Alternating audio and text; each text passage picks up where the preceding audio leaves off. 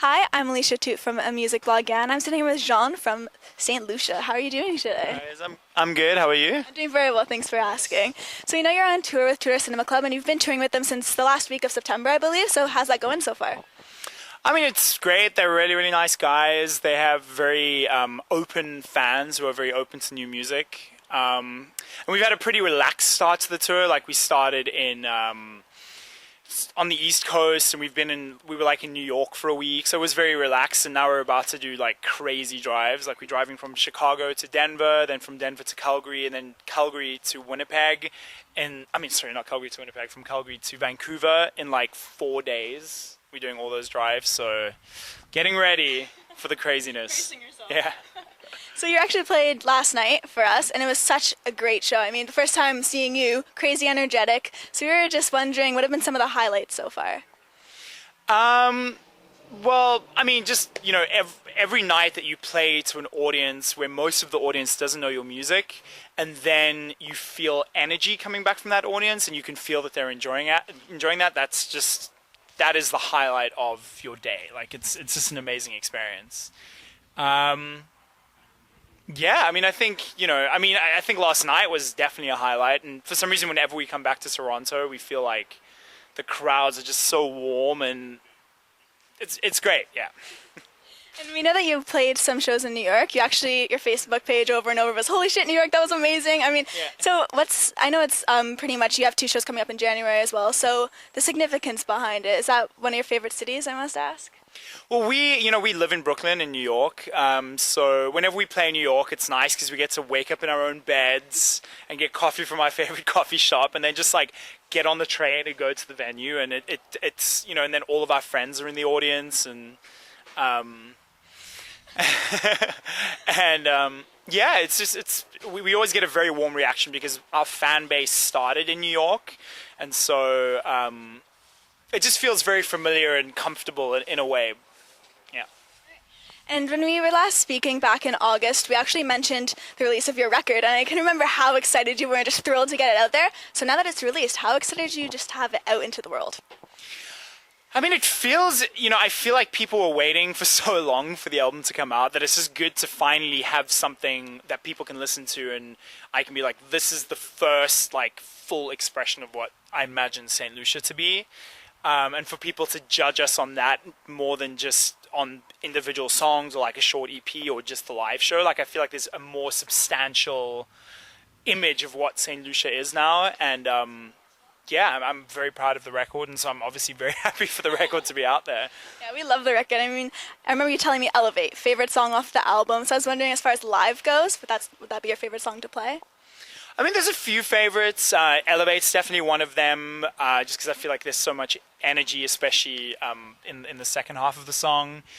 And then September's also a favorite, just because it feels like it's the peak of the set. We always have it at the end. We've tried moving it around, but it just never works anywhere else. It's just like perfect at the end. And then we recently started playing Too Close, and that took us a while to get our heads around, but I feel like it's starting to become kind of like this more thoughtful, slightly psychedelic area in the set where we get to do something a bit different, and that feels really good as well.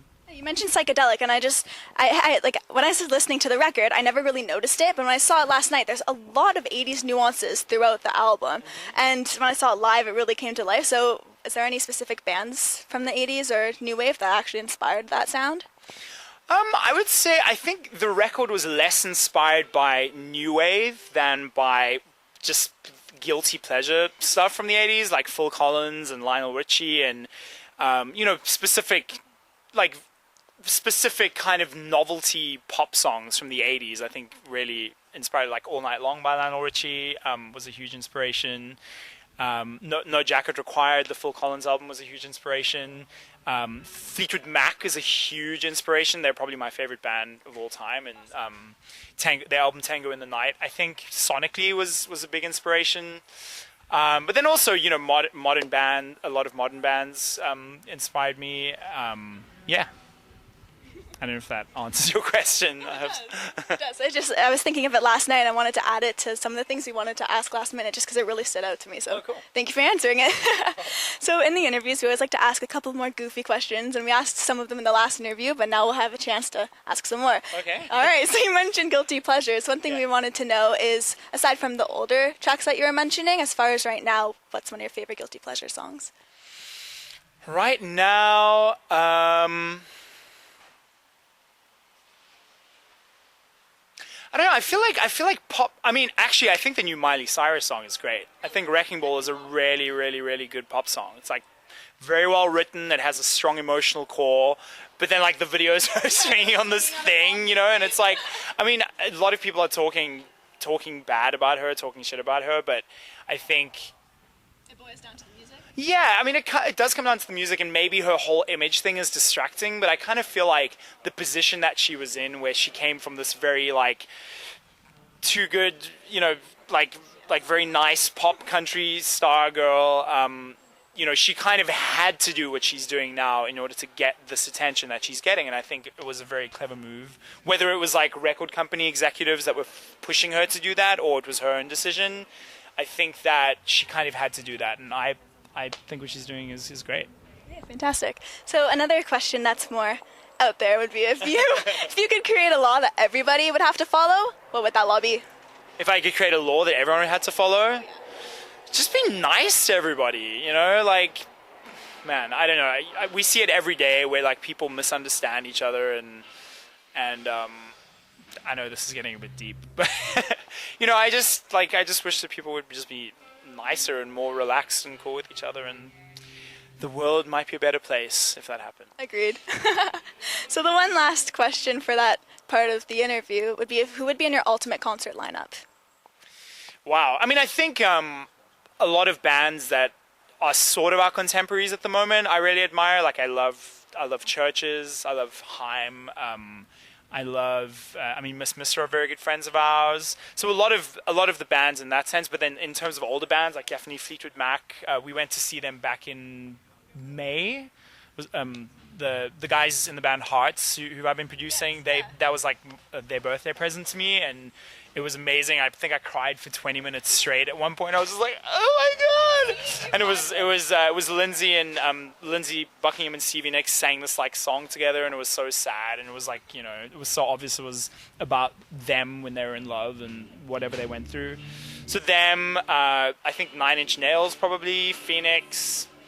I've never seen U2 in concert, and I guess they would be a part of it because their show's always so insane and big. Yeah, so that and many more. I'd love to have some world artists like Amadou and Mariam and Ali Farka Touré. Yeah, the list could go on. Led Zeppelin. I mean, I don't know. Like every great band ever would be great. Festival I'd go to, hands down.